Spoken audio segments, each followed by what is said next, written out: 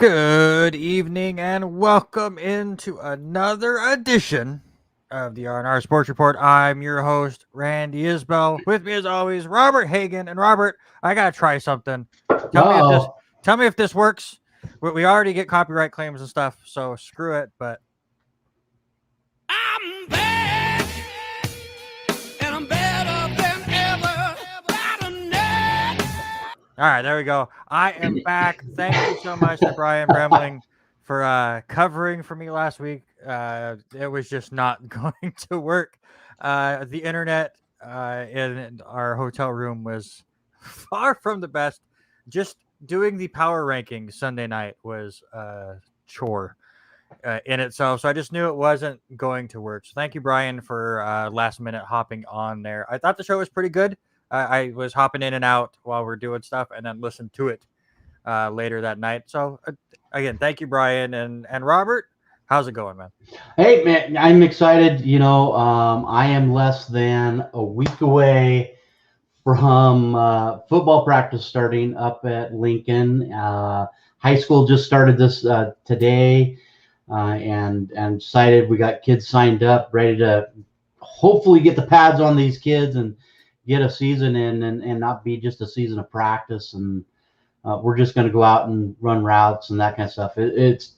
I'm hoping it's going to happen, and I'm looking forward to it. So pretty jacked. That's all we can do is just hope that things go more normal this year than last year. I feel like we're on the right path. Obviously, if you look at the news, things are going all over the place, and obviously mass stuff is starting to come back a little bit. We'll talk about that here in just a second, but it seems like schedules for the most part are all coming out. Working at the Tribune and working on previews for all of the fall sports has gotten me more and more excited as we get closer and closer. So it just feels like we had our first week of preseason NFL stuff. College football is less than 2 weeks away. We're going to do our preview this week. It feels like we're there.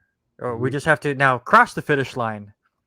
But man, we are so close. And to make it feel even better, we actually have LCSC sports to talk about this week because the volleyball team kicks off their season this weekend, Friday and Saturday. They'll be in Indiana and have 4 different matchups, 2 on Friday, 2 on Saturday.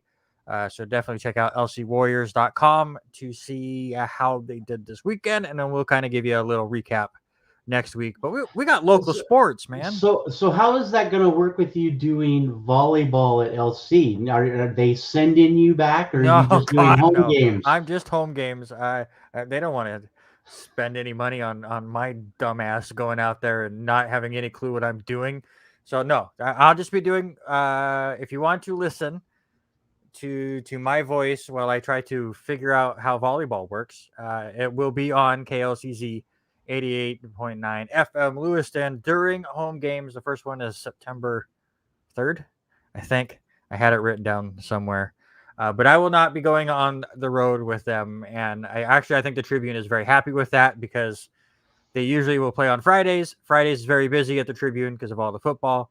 So I will be doing the volleyball game and sprinting down to the Tribune to then help answer calls and stuff. So if I was doing that and then doing it on the road, I don't think Don would be too happy with me. No, but hey, like you said, at least we're back in doing stuff. Yes. I got a chance today to look at a few schedules. I saw Clarkston's GNL schedule. Little upset with that. 3 away games for Clarkston to start the season. We're on the road in Moscow. And then the big one, and I'm assuming you'll probably be at that game, Clarkston versus Lewiston over in Lewiston on September 10th. So mark your calendars for that one. That's going to be a huge one. And then looking at the other Lewiston and Asotin schedule, it's back. We're doing football when it should be football season and not in March. It was crazy. I was working on one of the previews on a Washington school I don't know if I'm supposed to say whose schools I'm previewing and whatnot. But I was covering a Washington school and looking at their schedule and realizing that they just finished their season like 4 months ago. Like getting reports from the coach and they're like, oh yeah, in spring and stuff. And just mentally, I'm going, oh, spring practices and everything. No, that was when they played their actual games. And now they're doing it again. So it's very cool that we're going to get Washington and Idaho sports at the same time, which allows for the Lewis and Clarkson game to happen when we did not get that last year, which broke, what was it, like an 83-year streak, 70-some year streak of playing that at least once a year. So we're going to have all of those previews. I want to bring up real quick, we have a jam-packed show of just ridiculousness and so much going on. Like, we're doing these notes and I'm trying to fit things in that I want to talk about and there's no way. There's going to be things that get cut, and that's totally fine. But I do want to bring up, Robert and I did do our golf and bowling tournament this weekend. I was going off an hour and a half of sleep, so I wasn't the most pleasant person to play with, I'm sure. But we had fun for the most part. I know that at least for me, the smoke just ended all fun for me. It was just hot and muggy and smoky, and you're out there on the golf course for 5.5 hours, and we weren't playing that well. But other than that, I thought we bowled pretty well. We didn't end up in the cash by any means because the four of us are not the best golfers, but we had fun, I think. Oh, we held our own. You're exactly right. I think we we couldn't find a rhythm. Yes. Really, for me, that's because what was finish a hole, we had to wait about 5 or 6 minutes, finish a hole, wait, and then finish a hole. We waited 10 minutes on one. I think they needed to spread them out a little bit, but I understand the proprietor of the golf course wanting to be able to still put walk-ins and open people on playing, which is good. But you're exactly right. We looked at the air quality. It was like 166, and I'm looking at it right now. I'm excited right now. It's at 60%. So thank you to the rain and the overcast skies today. A little bit. We're down to, like, I want to say it was like 73 degrees or something. Of course, we want to thank the firefighters for helping with that too, of course. Yeah, and so I think that was a big thing for me, is how much smoke was in the air. So, but knowing and seeing this number down, it's going to make our practices a lot better. And so hopefully things are good. But let's go ahead and jump into things really quick. Randy, my big one here to start. Yes, sir. We're on the Miggy watch. He is 0 for 2 tonight with a strikeout and a walk, chasing 500. He's sitting at 499. Yeah, they were chicken. They walked it. He had two guys on here just right before we started the show, and they ended up walking him. So we are still on Miggy watch. It's been like a week, I think, that we've been on Miggy 500 watch. But let's get into your big story, because again, we have so much to get to. So my big story of the week has to be, as we talk about summer ending, and for me, summer ending, getting there, it's got to be the Little League World Series. And I put it in our thing our teaser on Facebook, what we're going to talk about. But for me, it's got to be Little League World Series, to watch all the regional action over the last week. Brian and I touched on it a little bit, but let's dive into it a little bit more. Little League is starting up the World Series in Williamsport on Thursday, but things will look a little different, as no international teams will be traveling to Williamsport, which is quite odd, to see the camaraderie with these kids, between the kids from Chinese Taipei, Japan, Australia, those teams that come over, the French teams that come over and play. It's just crazy to see. It's just going to be a United States field. So what they did this year is they took the top 2 from each division, and what they did, they still played it out. So there was a championship with each of them. We'll talk about the champions really quick here in a minute. But they took the champions from each division. They took the runner-up, and they're bringing them all to Williamsport. And they basically threw their name. And I mean, you and I've looked for like 2 days trying to figure this out. But they just took all of the teams in 8 divisions. They throw them in a hat, and they drew them out into 2 different divisions. How about the divisions? The Hank Aaron division and the Tom Seaver division. Where they came up with those names, It makes me wonder, but I like Who I like cares? seeing. Yeah, I like it, dividing them up. But so you've got champions and both sides of the bracket, so it is interesting. Easy, Randy. I know you're excited for Listen, Williamsport too, but you listen, don't have to show your emotions. listen. The Yankees have a chance to get into a wild card position at the moment. It's never easy. It's never easy. Anyways, go ahead. Uh, so anyway, they divided things up, and things will be looking out. So a shout out for your Northwest champion. They come out of Sammamish, Washington, so they'll be representing the Northwest. And Lake Oswego is going to be the other representative from the Northwest region. You've got Honolulu and Torrance, California, representing the West. The Southwest, you got Lafayette, Louisiana. I watched a little bit of the Lafayette game and that one and Abilene game. That was probably for me one of the best games that happened over the regionals. If you have a chance, go back, watch it on YouTube, watch it on Little League on their page. That was a great game. But yeah, there's lots of great actions. 18 or 16 teams will be taking the field here starting on Thursday. But we hate to say it, the COVID word flops back up. They'll be doing their COVID testing. All the workers have to be COVID tested, which is good. All the teams, coaches, fans have to be tested as soon as they get there. If you're unvaccinated, they have to have every other day test. So they're just keeping things easy. The sucky part is no fans. And it's no fans.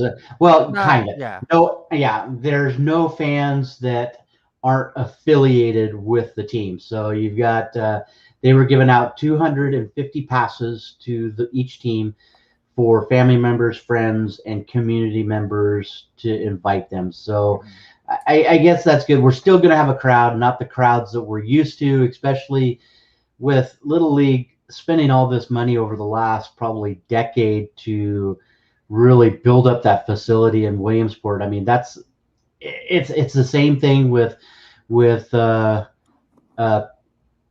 going to the World Series for NCAA. It's the same with all those. I mean, these places build up their stuff to get there, and to play in a huge game is a great opportunity. So I'm excited. How about you to watch some of these kids take the field again?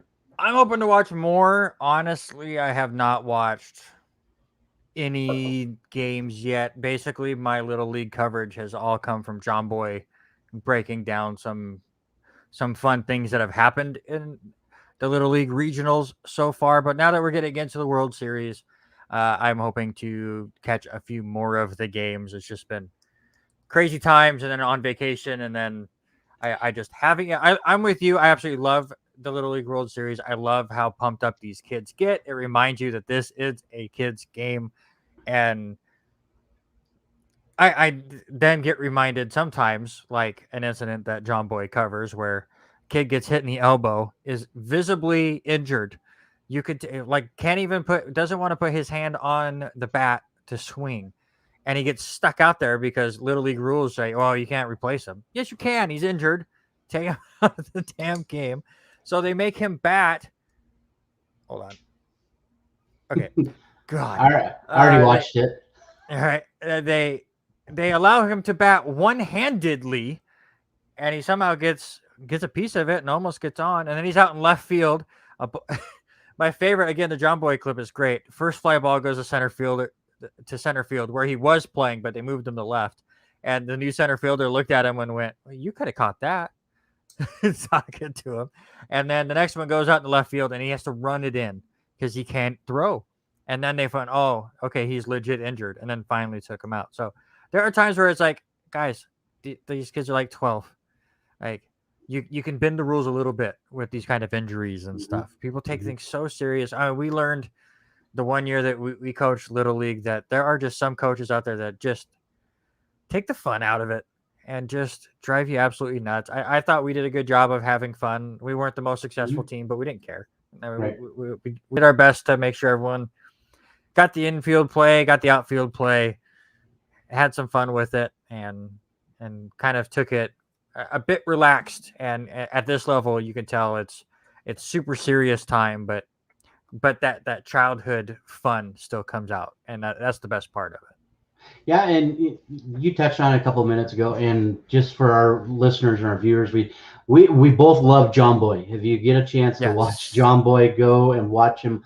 He breaks down all kinds of videos. He did break down the Louisiana game that I was talking about to put Louisiana into the championship there the other day. He broke that one down. He broke down the pitch, the one boy, and I can't remember which club he was, that took the ball so far outside. And I understand that Little League they expand the strike zone. The look on his face. The look on the kid's face was priceless, and John Boy kind of breaks it down. So if you have a chance and go and watch him, go and watch some of his videos breaking down different things of baseball. It is unbelievable. But how about some of these kid sizes? The one kid playing for Sammamish, and there's one kid playing for Oregon. They're huge. They're bigger than you are. They're bigger than I am as far as height-wise for me. This one kid was, I want to say, close to 210 easy, and stood about 6'2". And I'm thinking, you're 12 years old. It's unbelievable. Then you got the guy next to him that stands 4'9" and might be 70 pounds. If I was a coach and I had a kid that was 6'2", 210 pounds, I'd make him a pitcher and just tell him to throw it behind the first batter. First pitch. Don't hit the kid. Just throw it behind him. They all think you're completely wild. Mm-hmm. No kid will stand in that box. No, ready for that next pitch. But no, of course, I mean, there's been some big kids that do the Little League World Series. And there are some kids that were big because they weren't really 12 years old, Danny Almonte. But no, it is interesting to see somebody that's like, you should be a senior in high school, and then see somebody standing next to him, and it's like, you're 12, you look 7. It's like Aaron Judge standing next to Jose Altuve. That's the Little League World Series in a nutshell, I think. Yeah, it's crazy. The other one part of this, and like there's 2 other stories I want to really quick touch on, but there's 2 that really stand out. We look for kids that are different. I don't want to say the word different, because every kid's individual is unique in their own way. But how about the kid from Hawaii, pitcher Tyler Shindo? Did you watch that? I posted the picture. I've seen clip to our page. This kid, if you haven't watched it, go back and watch him. But he pitches with both hands, lefty and righty, and then he also has a 6-fingered glove. It was unbelievable to watch this kid pitch the other day for Hawaii. I'm excited to see if he gets the start for Hawaii here in the next week or so. Hawaii does play they're actually the first game of the weekend on Thursday on August 19th. So excited to watch that one. They still haven't thrown up times yet. They've got just the bracket filled out, but no times of start time. So probably check back here with that in the next few days. But make sure you watch that one. I'm excited to watch Shindo pitch again. And the other one is, I know Little League wants to be just like the majors. We'll talk about the other thing that happened this week, but how about the Little League Home Run Derby? Are you excited? That happened. They had their semifinalist in Seattle and Kansas City. Yeah. Okay. So here's my idea. So they still do the 2 pro teams facing off at the Little League World Series, right? Yes, they will be doing that. They will be doing that. That coverage is on Sunday. We'll talk a little bit about that in a few minutes. This is what you do. In the MLB Home Run Derby, you have all these kids out in the outfield shagging balls. I know where you're going with this. For the Little League World Series, you put players from both of these teams that'll be playing the Major League Baseball game near the Little League World Series and have them out in the outfield shagging the fly balls for these kids. Just talk about a moment for these guys, just on top of everything else that they get to experience while they're over there. I don't even know the two teams that are over there. Say it's Cincinnati, because we'll talk about them playing in a special game later. But you have Joey Votto out there in center field, and you miss one just short, and he's catching it, or you're hitting it over the head of Nick Castellanos. I think it would just be the coolest thing for these kids. Now you have to tell the major league players not to rob the kids of home runs, Right. because they're so tall. But I think it would just be the coolest switch. Yeah, I believe that game that you're talking about, I believe it's the Angels and the Indians are the ones that are playing that one. Is the Sunday night game, I believe. And 4 p.m. Pacific time. So that it'll be interesting, but that would be fun to watch, but it'll be different. No, that'll happen. They are doing the Little League Home Run Derby on the 24th, which would be the Tuesday. But it will be televised Sunday morning at 10 a.m. Just before the championship game for the Little League World Series on the 29th at noon on ABC. So check that out. Make sure you go and see that. Yes, absolutely. That would be cool. Just something to think about next year. Mm-hmm. Yeah. League. Come on. Let's make this happen. It would be a lot of fun. All right, let's get into the big boy baseball. As anybody that's been paying attention knows, I am stressing out hardcore over here as the Yankees are trying to sweep the doubleheader today to pass the Boston Red Sox in the standings. Real quick, let me go through your scoreboard right now. So the Yankees did beat Boston 5-3 in a crazy game this morning. Yankees currently leading Boston 2-0 in the bottom of the 6th inning. See if they can hold on to there. Washington all over Toronto 8-3 at the bottom of the 7th. Detroit and the Angels are all tied at 2 in the bottom of the 6th. Chicago over the Reds 2-1. However, the Reds have the bases loaded with one out, and they've gotten back to the top of the order. Jonathan India currently at the plate. Keep you updated there. Atlanta 1-0 over Miami in the bottom of the 8th inning. Tampa Bay off of 2 Nelson Cruz home runs, crushing Baltimore to the surprise of no one. They are winning that one 10-0 in the bottom of the 6th. Milwaukee over St. Louis 2-0 in the bottom of the 4th. Mariners and Rangers all tied up at 1. They're going into the 5th inning. White Sox 5, A's nothing in the bottom of the 4th. Astros 1, Royals nothing in the bottom of the 4th there. We are scoreless in Minnesota as the Indians and Twins have yet to score in the top of the 5th. Colorado, once again, what is happening to San Diego? But Colorado beating them again right now, 1-0 in the bottom of the 2nd. And yet to get started, you get the Phillies and Diamondbacks, the Mets and the Giants, and the Pirates and the Dodgers. India did strike out looking, so big man Joey Votto now coming up to the plate with the bases loaded. Are you getting excited? We got like a month and a half left. Yeah, but here's the other part. Did you see what San Diego has done now that Yu Darvish has went to the IL? Did you see what move they made today? It's in the notes. I put it in the notes today. Gotcha. Did you see me doing work, sir? That's the bigger question. question. I didn't. You were on vacation last week. Some of us went back to work. I did it. Did my notes at like 5:45. Okay, let's get into the big story of the week. The Major Leagues has tied a record, though here at the R&R Sports Report, we believe that they have broken the record. There have now been 8 official no-hitters this season, not including the Madison Bumgarner one, which kind of makes this one a little bit more special, I think. So I'm okay not counting it now.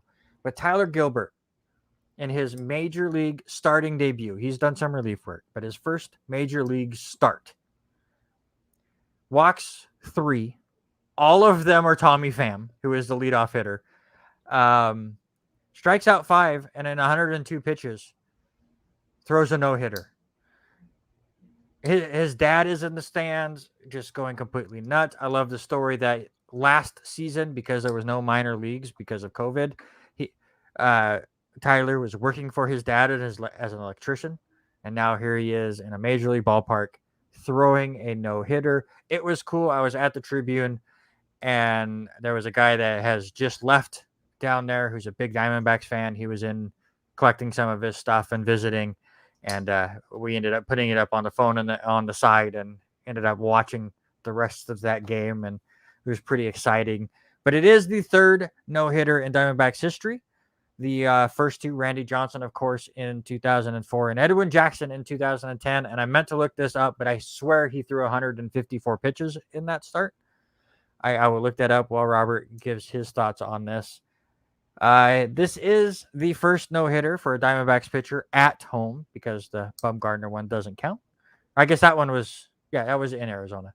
Let's see. Fourth player to throw a no-hitter in his first career start. I love that it was Bobo Holloman was the last one. What a great name. That happened back in 1953. The other two were before 1900. So like I said, 8 no-hitters this season, which ties the mark in 1884. And then we almost broke it the next day.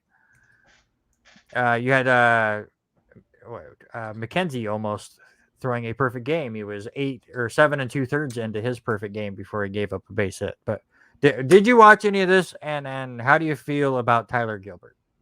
It's exciting to see, but just to hit on yours, Jackson had 149 pitches. 149. I was close. 149. You're real close.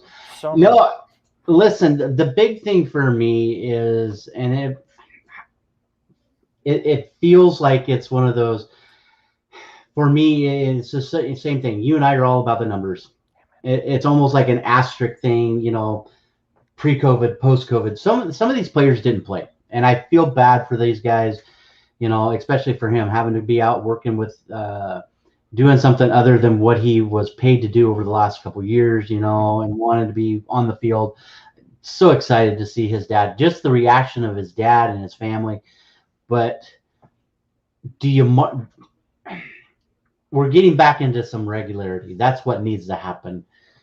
How do we adjust from that? And to see how many of these games, these no-hitters, have been thrown so far this year, we're on a pace to have probably 2 more before the end of the season. So I'm excited for it, but it just, the list is starting to grow and grow and grow. How many no-hitters now does Arizona? That's number 3 for Arizona, 4 for Arizona, 3 for Arizona. Yep. So it's going to be, crazy to see how he comes off in his next start. I think that's the big thing. How does he stand up in his next start? Is he somebody just really start watching? Like you said, he's had a fair amount of bullpen time. I think it'll be a big thing seeing what his next start will be. And I don't know if I didn't even look to see if he's even slated to start this week for Arizona. I'm looking right now. Most of theirs say to be determined. So you never know right now. Welcome to Arizona. But everybody's doing it right now. Everybody's doing it, throwing a bullpen day. They're going out there, throwing one bullpen guy to get to a starter to finish. I mean, it's the same thing about these 7-inning games. The managers are coaching totally different for a 7-inning game compared to coaching for a full game, or throwing out that 5th starter or 6th starter, however you want to look at it. Yeah, obviously when you have so many, it kind of just dilutes the whole no-hitter feel. And I've said that for a while. I mean, now that we've gone to the 3 true outcomes for hitters, I think no-hitters come a little bit easier.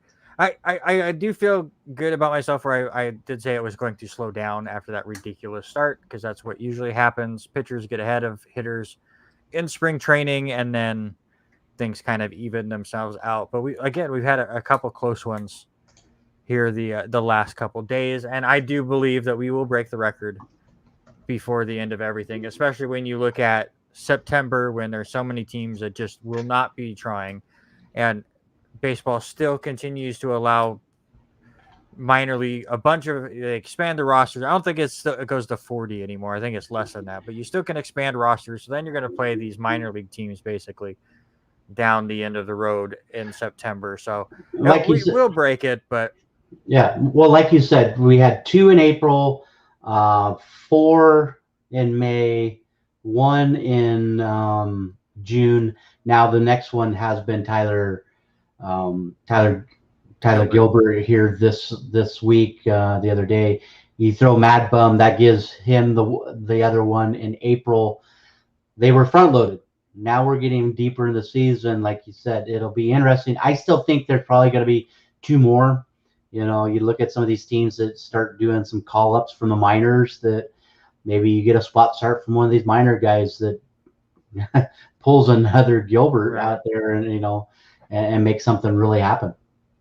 So we talked about the Little League World Series and the Indians game that'll be taking place in Williamsport. How about the Field of Dreams game that happened between the Yankees and the White Sox? Not only was it just a cool visual and the whole Kevin Costner thing before the game and having the players walk out through the corn while he was like just reenacting that scene from the movie, though I still agree with John Boy that they should have had players walking through the corn as they were introduced, like in their batting order. Batting first DJ LeMahieu and have him walk out. But what a cool visual. What a cool night. I'm so glad it's not a one-time thing. Obviously, as a Yankee fan, I want them to win. But let's be real. The game ended exactly the way it should have, with a walk-off win by the White Sox. Just that storybook ending to an insane game. How much of it did you watch, and what did you think? Listen, Brian and I talked a little bit about this. We were both jacked about this game happening, and I didn't get to start until I wanted to watch the entire from the 3 o'clock starting the hour pregame, and I got like 3:45 finally started to watch, but got to watch the kind of funny reenactment. For me, the funny reenactment between David Ortiz and Alex Rodriguez was pretty funny. Did you see that part? I did not see any of that. I will find the link. I will send it to you, but it was funny to watch that little thing. But, I got to watch the live Kevin Costner walking out there and just talking about it right now. Look at this. I don't know. I doubt you can see this, but just talking about it, the hair on my arm is standing up because it was so cool to watch it and to watch it live, him walking out of the cornfield and all that. And Denise was working, and so lucky enough I had hit the record button to record the game just in case something was to come up. I went back to the start where she could see it, and just watching it the second time with her, same thing. I mean, the goosebumps. There's something so pure about seeing that game, and for a movie from 30 years ago that went back to the building of the team in the early 1900s for this that they come from, and for a movie to stand this long, and for this dream to actually come true and see all of this. I was so jacked to watch the game, and you are 100% right. It ended the way it should have. It played out the exact way it should have. The White Sox get on the board, and then they get a big lead. Then the Yankees come back. I want to say mid-fifth or sixth, come back, and then take the lead. And then it's like, oh my God, here this game is. And then the walk-off. I mean, it could not have been scripted any better. Correct. Than to watch that happen. And I said after the game, and I have no problem with them doing it, and this is a conspiracy theory 101, but I feel like they brought baseballs from last year back. We were talking about they were juiced. Mm-hmm. There were 8 home runs in this game.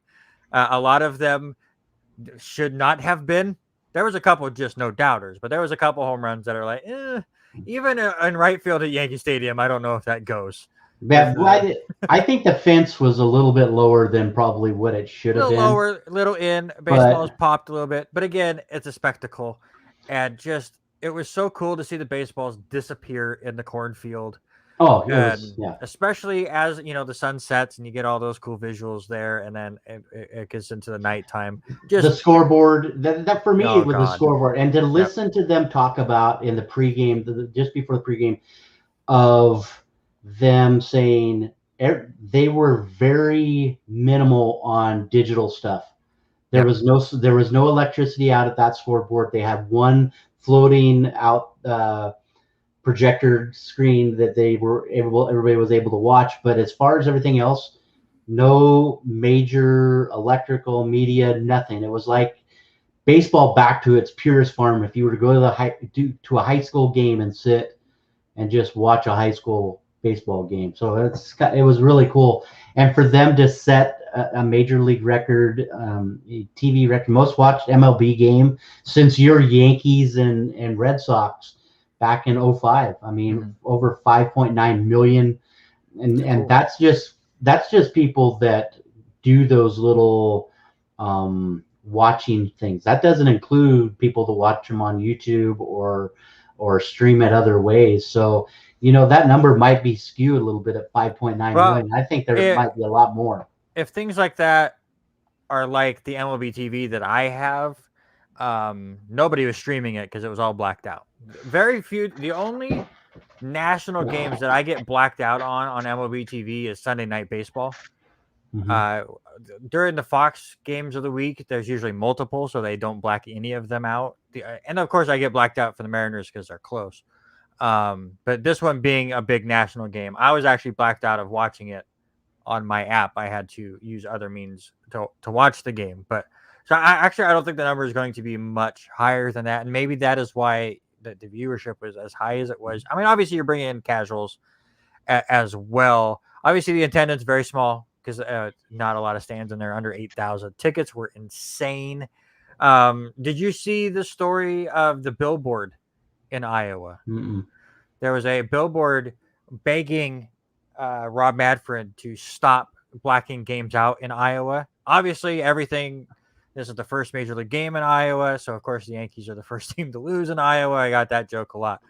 But I saw a tweet before the game of somebody that lives in Iowa, and I wish I would have wrote down what city he lives in or what town he lives in. But he says he has 7 different major league teams that get blacked out for him on MLB TV because they're 200 or 300 miles away. So they're Right. hours away driving wise still for him to even go watch the game. But because they're close in proximity, like we're 6 hours away from Seattle. So they're blacked out of all of those. And so that's basically the entire National League you can't watch other than the NL West. So I wish they would fix blackout rules anymore. Everything's gone so digital. Just stop it with the location stuff. If attendance really starts to dip, that's one thing.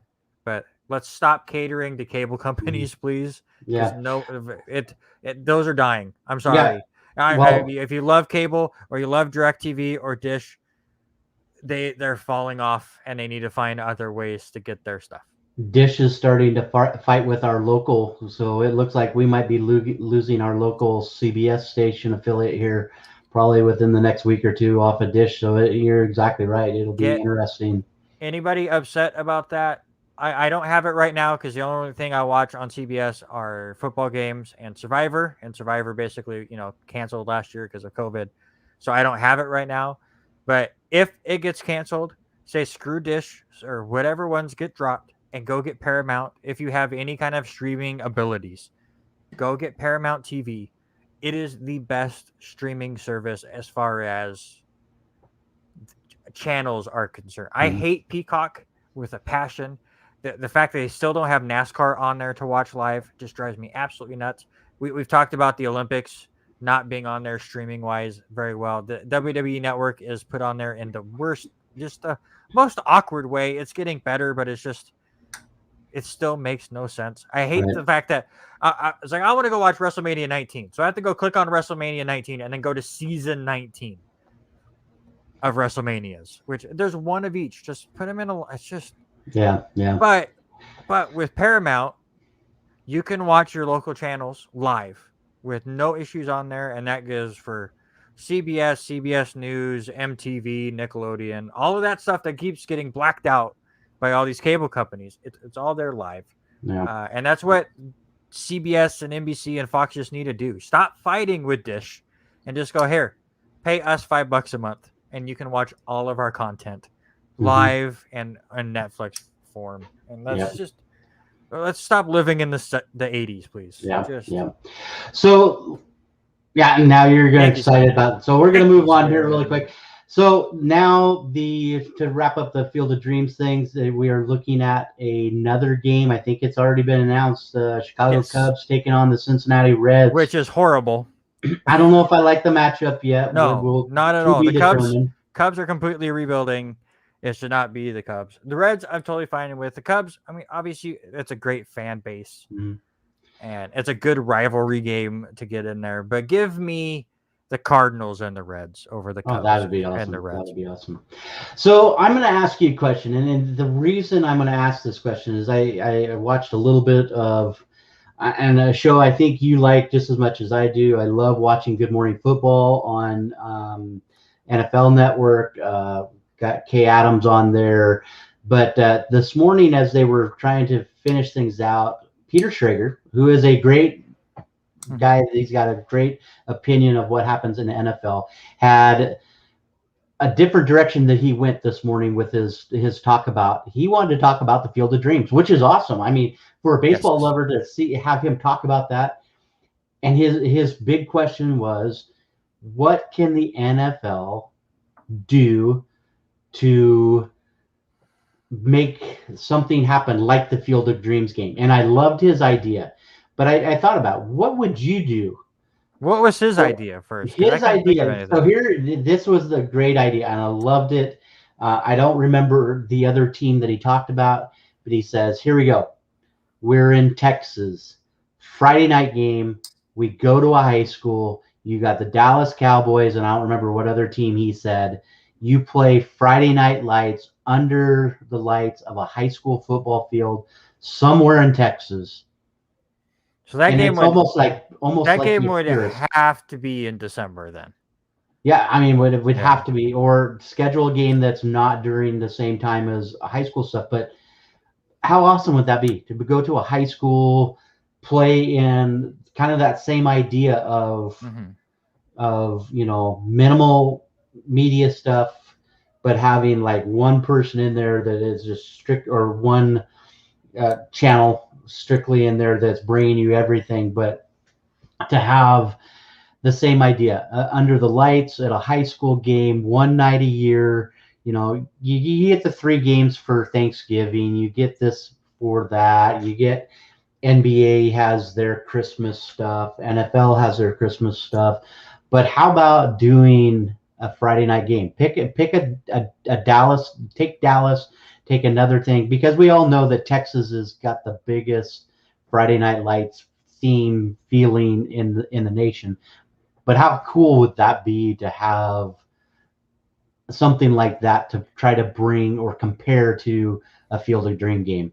As I very much like the visual part of that would be cool. Obviously, the logistics get wonky because obviously the NFL basically does not play on Fridays and Saturdays as a courtesy to high school sports and college sports. So it would have to be after high school sports got done, or high school football got done.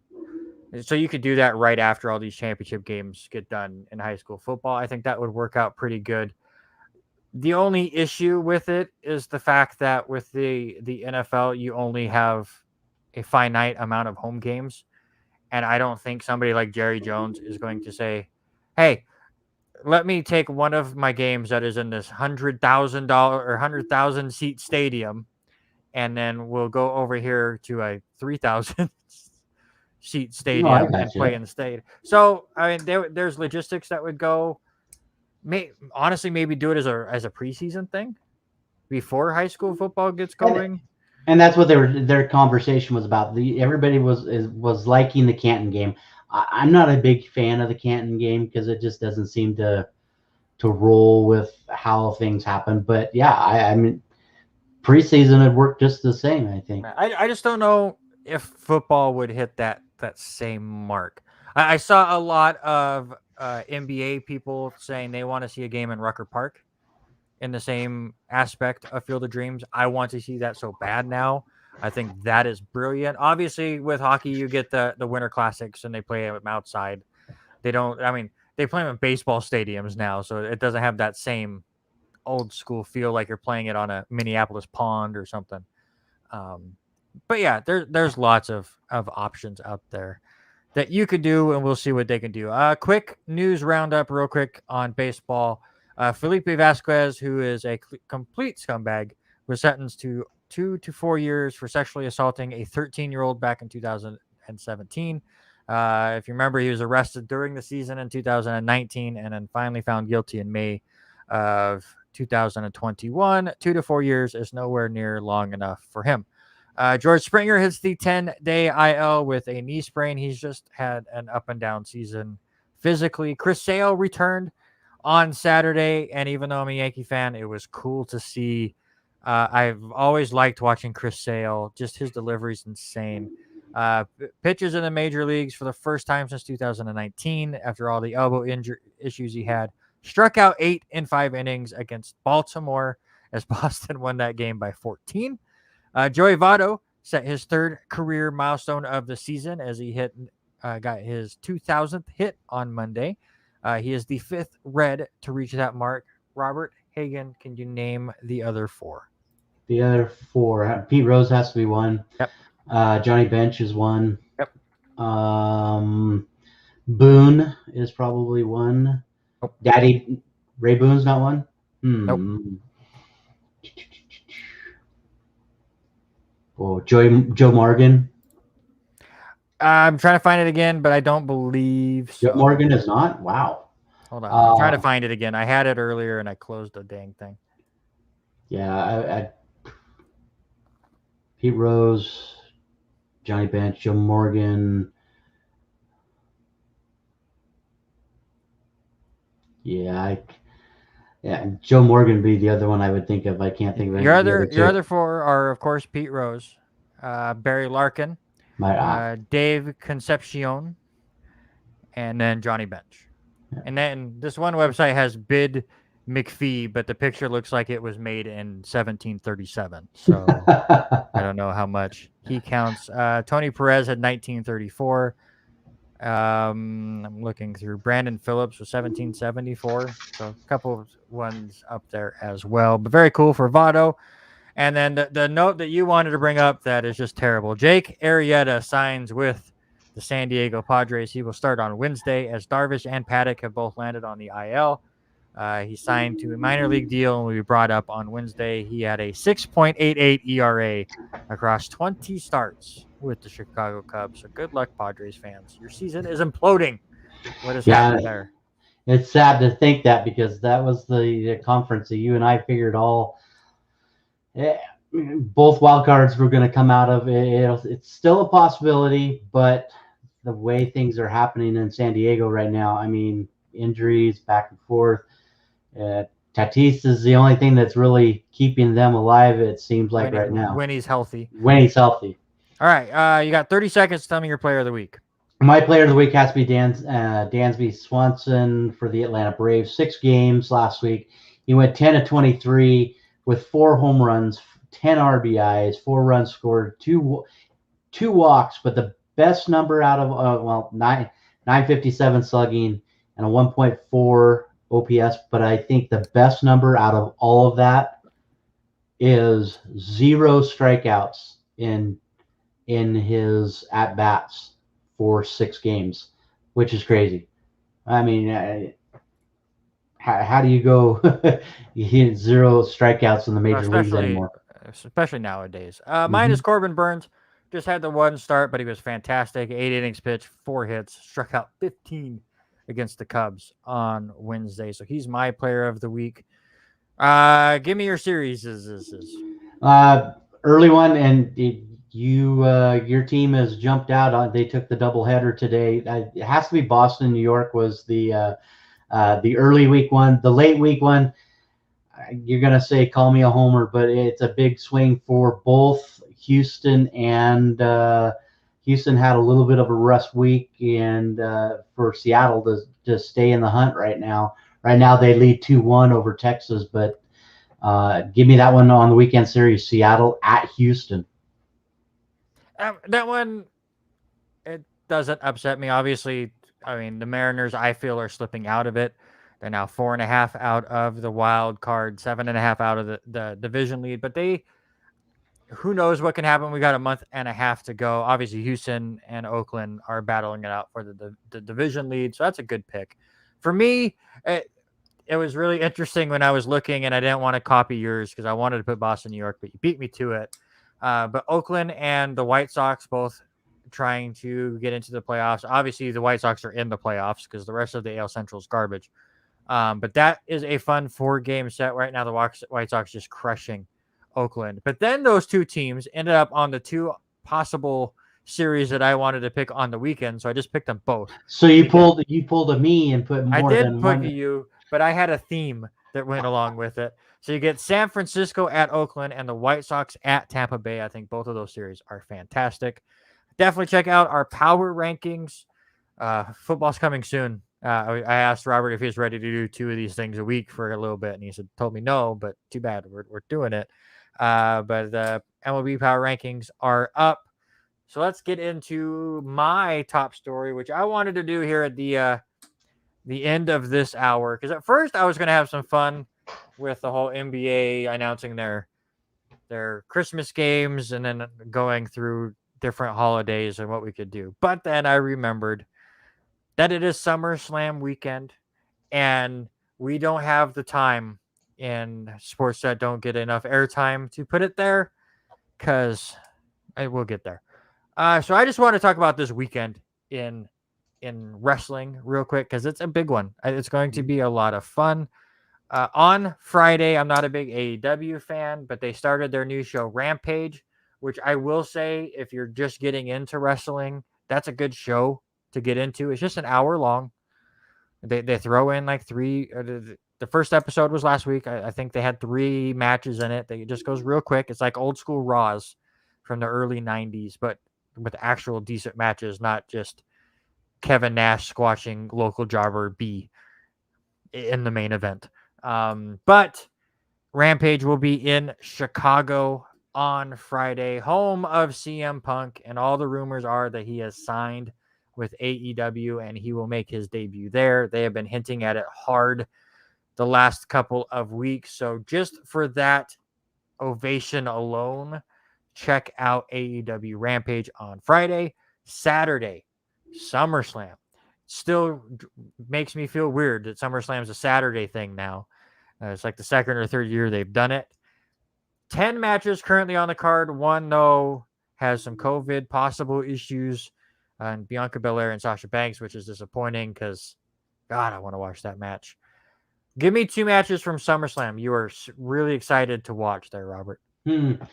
Wow. As much as I want to say the 2 championship, the Universal and the WWE Championship, bringing back Cena and Goldberg, trust me, I'm a kid of the 90s and the early 2000s. I love them, but those are not there. Those aren't my ones to watch.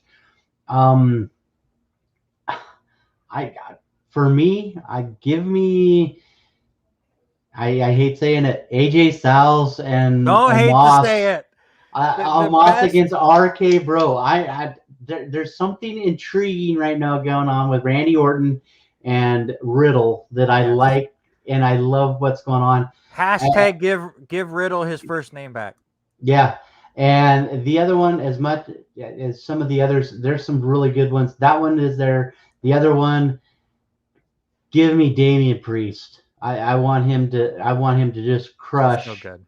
He's crush Sheamus right now because of if you watch what storylines going on with there between John Morrison and The Miz, how that has imploded in front of Damian, and then Sheamus coming out with it. I think that one for me those are the 2. Give me Sheamus or Damian Priest over Sheamus, and then give me RK Bro taking the championship.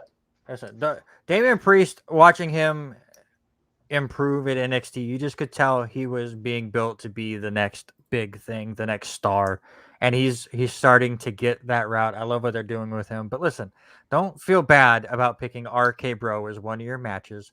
They are the three most dangerous words or three most dangerous letters, excuse me, in the WWE. RK Bro. I love I AJ look, Styles. I love AJ Styles going. That's 5 letters. I, Riddle I, is so funny. I love him. I looked on WWE website the other day about getting the new RK Bro Oh shirt, yeah. and I almost bought it the other day. I still might do that by the end of the tonight. But so you went 2 Raw matches. I'll go to 2 SmackDown matches. Edge and Seth Rollins could steal the show. I think that match is going to be ridiculous. And then I know you didn't want to pick it, but I'm picking it. Roman Reigns and John Cena for the Universal Championship. I hate that Goldberg is back, but I think what Cena has been doing with Reigns on SmackDown is the best show in wrestling right now, in my opinion. Just they can do no wrong. Raw is garbage. Raw I can't get through. But SmackDown has so much going for them right now. Hopefully, the Belair Banks match can make it to SummerSlam. But those 2 Listen, matches are fantastic. I love Goldberg. I would, like I said, Yeah. I was one of the kids WCW and WWE or WWF at that time. I loved seeing Goldberg come in, but what he's done, him and Lashley have done building up for this has not been really impressive. And to watch Goldberg spear Lashley and MVP over the last couple weeks, they don't look like very good spears for somebody of his age. I think it's going to be an ugly match, and it's going to be over a lot quicker than what you think. So you are a you've gotten back into wrestling. Gotten back into it. Can you tell me the full name of MVP? Montavious.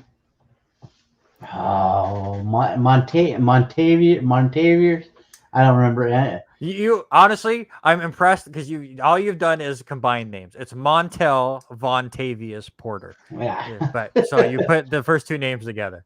I love that name. MVP's been fantastic.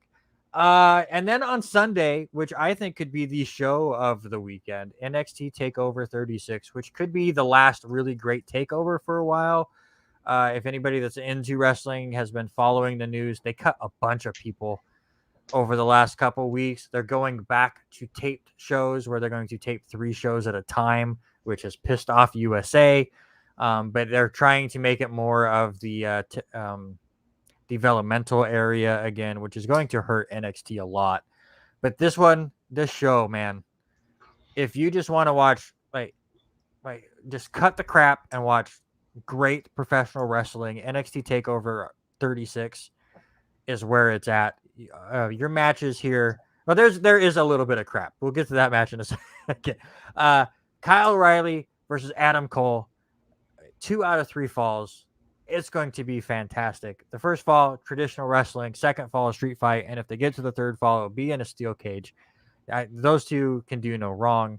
The one that has a little bit of the pro wrestling flair to it is LA Knight, who is the current $1 million champion, taking on Cameron Grimes, who has lost 2 matches against Knight and has had to be his butler over the last couple weeks. Ted DiBiase, who has taken a liking to Cameron Grimes after getting one over on him multiple times, has gotten him one more title match. But if Grimes loses, Ted DiBiase will have to be LA Knight's butler. Again, very, very 90s storyline going on there. Raquel Gonzalez defends her title against Dakota Kai, former tag team partners, now going at it. It's kind of like a Shawn Michaels, Kevin Nash feud going on, but on the women's side, both of them are fantastic. Samoa Joe, who hasn't wrestled in a couple years, coming back to challenge Karrion Kross for the NXT Championship. But the match, this was the match of the year last year, and very few people saw it because it was on a UK brand that nobody watches in the States during COVID time, so there was no fans. They brought it over to NXT TakeOver. If you have Peacock, go watch the original, but Walter versus Ilya Dragunov is the most, everyone that doesn't get into pro wrestling, their big thing, it's fake. It's fake. If you want to show somebody a pro wrestling match, which again is fake, but looks the most real, it's between these two. Poor Dragunov in the first match against Walter. Some of the hits he took look so sick and wicked. And obviously, yes, they're finding ways to do it, and he was not really hurt. But man, go watch that match, and this one's going to steal the show. So there you go. That is my top story. We got a great wrestling weekend, but now it's time to get into some football. And I just want to real quick explain what we're going to do over the next 4 weeks, which, by the way, next week could be the return to the studio. I have not gotten an email from the radio station just yet about things kicking back off there, but school starts next week. So I think hours will be back to normal. So I believe our show will be back in studio, back in masks next week. But this week we're doing our college football preview. Next week we're going to do our NFC preview. August 31st we will have our AFC preview. And then September 7th, just 2 days before the NFL kicks off, we will do our postseason predictions, our awards predictions, and we'll do our team draft, which I still owe Robert one lunch. He's almost guaranteed to win the second lunch with baseball. But we will do the full 32-team draft as well on September 7th. But real quick, let's do it. Let's do a quick 2-minute drill of the NFL news there, Robert.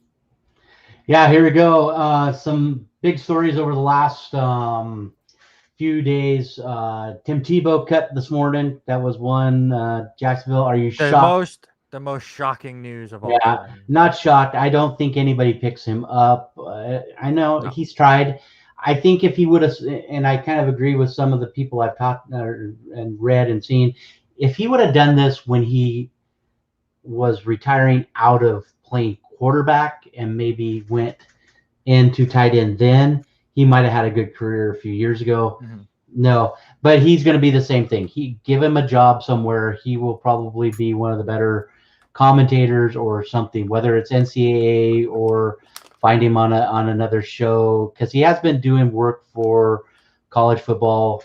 Give him some place. I think it'll be kind of surprised that we just didn't get the Tim Tebow's been cut by the Jaguars. Tim Tebow has been hired by the Jaguars as an assistant coach.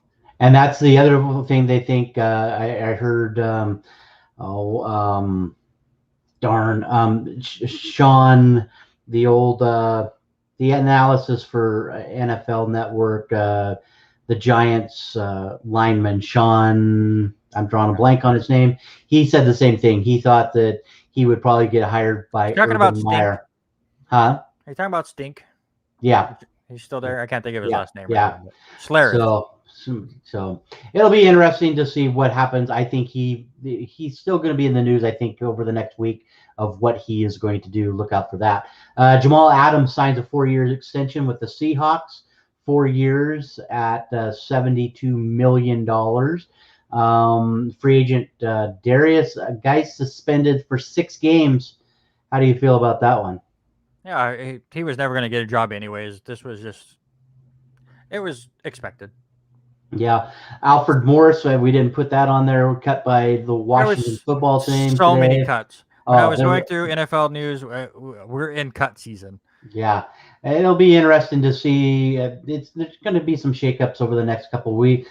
But the big one here, the last thing we want to hit on in this 2 minutes, Washington is finally down to the final 3 names for their football team. I love that they're trolling.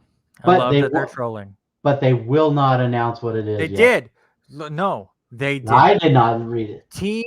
The team president, Jason Wright, shows the name. If you go watch their Making the Brand YouTube show, which all these teams are doing it, the Jets have Take Flight or whatever, just kind of their version of Hard Knocks in small form. But team president Jason Wright showed the 3 finalist names to Ron Rivera on this show, and then tells the camera, so the 3 that will go through are, and then they were all beeped out. So trolling it a little bit, but they're down to 3. Again, I don't expect. I hate my thing. I have everything muted over here, and then when I switch games, the moment it comes on, it's like, oh, you're not muted anymore. But they're down to 3. I don't expect us to hear the name until the end of the season. I don't think they're going to announce it week 7 or something, even though they might come up with it. It'll probably get leaked more than anything, but their main announcement probably won't be till January. All right, let's get into some college. And the top 25 came out as none of the top 5 were surprising. Were they to you? No, Alabama 1, Oklahoma 2, Clemson 3, Ohio State 4, Georgia 5. That's rinse and repeat from every other season in the last decade. No, nothing there shocks me. We will get into the Big Ten. There is one matchup that might shock you, who I am taking, might move up this list that right now is sitting in the top 10, that might be in the top 5 before you know it. All right, let's move to. So we're going to go conference by conference, and we'll get into some preseason stuff after this, just because I want to talk about some of these rookie quarterbacks. But let's get to the college football stuff.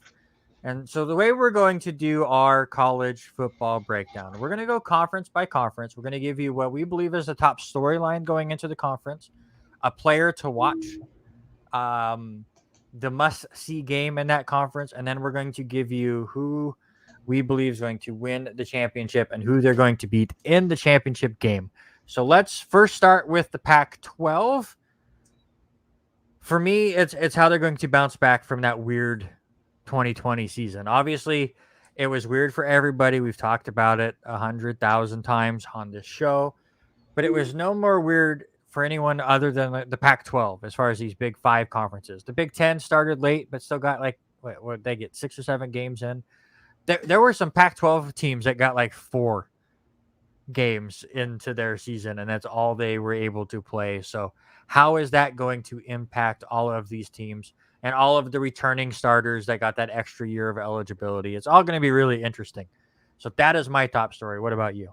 Mine, I call me a homer, and I don't say WSU is my college team, but I think the experts right now in both the Pac-12 network and ESPN are kind of underestimating a little bit of what the Cougs can do. They look pretty decent. Do I think they're going to finish in the top 2, top 3 in the North? No. They'll be probably number 3 or 4. They had a decent record. Right now, they're predicted to finish dead last in the North. I think Rollo's got a little bit of a play, getting his team to play with a chip on their shoulder. Look for them to be a little bit higher up in that. Yeah. It's going to be really interesting to see. They actually have a Heisman candidate or Heisman Trophy candidate on the team, so we'll see. How about your player to watch? For me, it's got to be Kayvon Thibodeau of Oregon. Dude, that guy was a monster for Oregon on the end line. They bounce him around playing DN. They bounce him over playing linebacker. He is disruptive. I'm not a huge Oregon fan, but give me a number 5 Thibodeau jersey. Watch out. He's going to be the defensive player of the year in the Pac-12. Give me Dorian Thompson-Robinson, the quarterback of UCLA. I believe he's going to end up being a first-round pick next year in the NFL draft. He's a junior for the Bruins.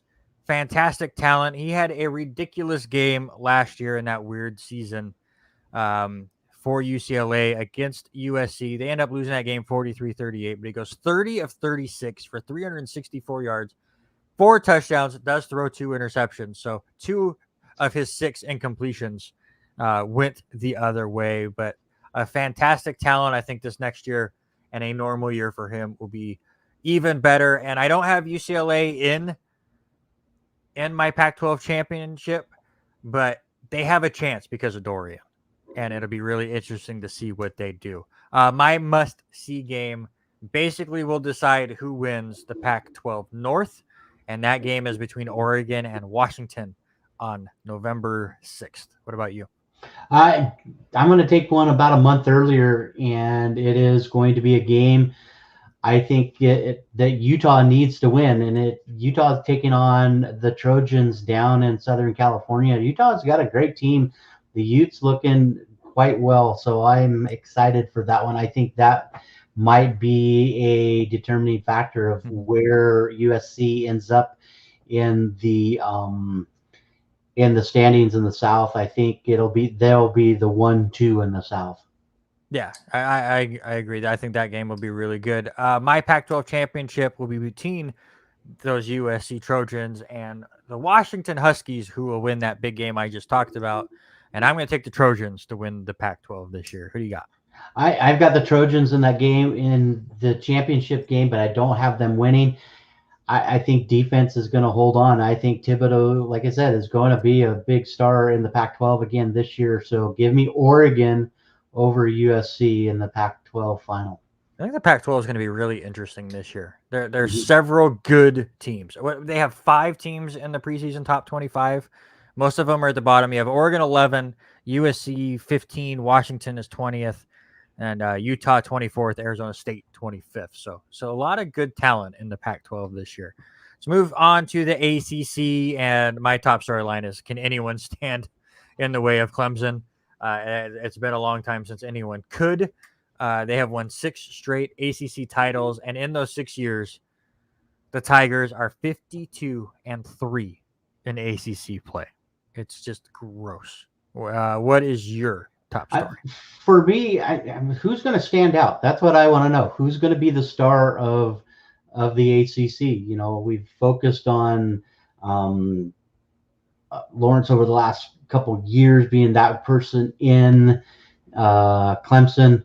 Who's going to stand out? Who's going to be the big guy, or, you know, offensively or defensively? Who's going to be the guy for the ACC that they're going to look for to try to build their brand around? And, you know, now that Lawrence has gone to Jacksonville, I mean, I know they're hoping and praying that he has a unbelievable season for the Jaguars. So, you know, who is the ACC going to mold into their next front face there?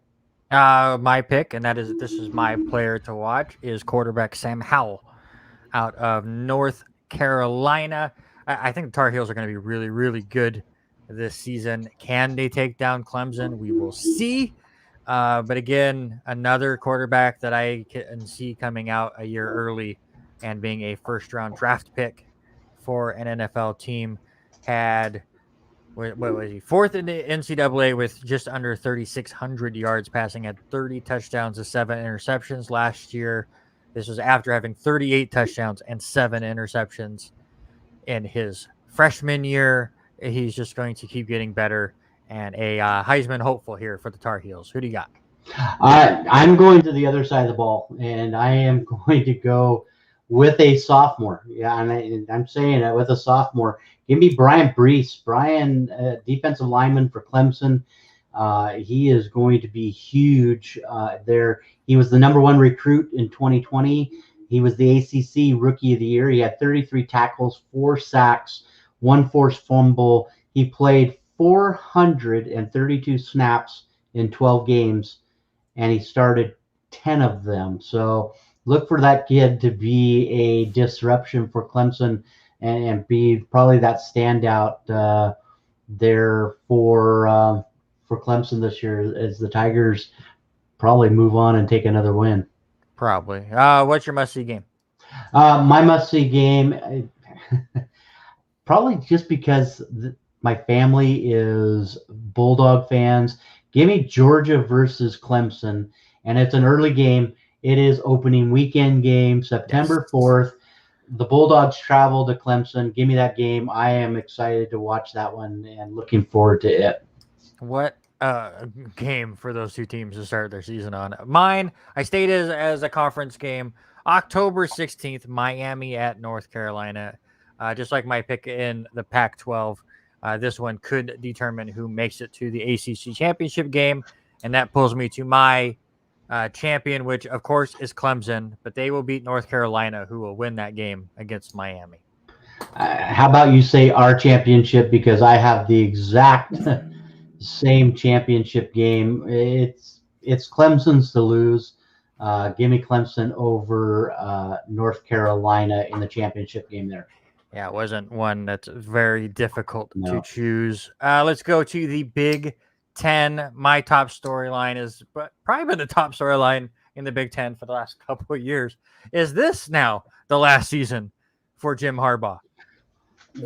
Yes, it is. I don't see them having a good season at all. Probably under 500 for the Wolverines, and he's already taken a pay cut. I think this is it for him. Yeah, it's got to be something. I think it's time for him to move on from there, from his alma mater, get him a different job, whether it's back in the NFL or coaching quarterbacks in the NFL or something different. But I think this is his last season. So for me, is Ohio State still the team to beat, or can Penn State or Wisconsin finally make a push to? I'm tired of Ohio State. I don't like the Buckeyes. I've never been a huge Buckeye fan. Can Penn State or Wisconsin be the new team out of the Big Ten? All right, who's your player to watch? For me, I'm going with a receiver this year. Not knowing who the quarterback is going to be 100% in Ohio State, but the senior Chris, and I don't remember how to pronounce his name. I think I even watched the video and I can't remember how. Olave. He's the senior receiver for Ohio State. Mine, I'm still going quarterback, third straight. But Michael Penay Jr., just for the fact it's going to go into the game that I want to watch. But you look at what he did against Ohio State in a crazy shootout last year. He goes 27-51, 491, and 5 touchdowns. Another Heisman hopeful here at quarterback, because we know. I mean, yes, a wide receiver won the Heisman last year, but it's usually a quarterback's award. And I just want to see him against Ohio State, and that happens October 23rd, which is my must-see game in the Big Ten. What about you? I have to say it, but I want to see if Penn State can finally make a push. I think give me the Penn State Ohio State game the night before Halloween. I think that is going to be a determining factor for this Big Ten. If Penn State can hang around there early in the year, I think they've got a great opportunity to win that. All right, Big Ten championship game. I believe Ohio State is still the class of this conference. I'm going to have them beating Wisconsin. I flip flop it. I like your prediction, but flip flop it. Give me Wisconsin. I want to see an upset. Maybe it's just because I don't like Ohio State, but Probably. I want to see the other thing happen. Give me Wisconsin over Ohio State that same day. It would be really interesting to have a couple different teams in the college football playoffs this year. So I'm kind of rooting for yours over mine, Right. In that aspect. How about the Big 12? Top storyline for me is, will we even have a Big 12 in 2025? Are Texas and Oklahoma going to leave before 2025 and just take the buyout option? It's very interesting to me. I'm going to piggyback right on that same thing. But